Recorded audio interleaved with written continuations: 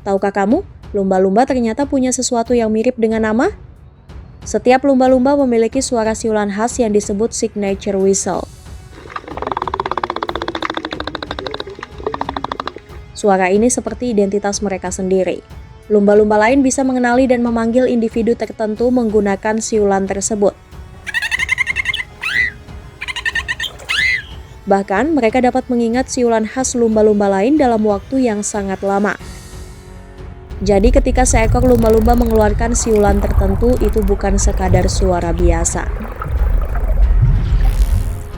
Bisa jadi dia sedang memanggil temannya. Hebat banget ya, ternyata dunia lumba-lumba punya sistem komunikasi yang sangat unik.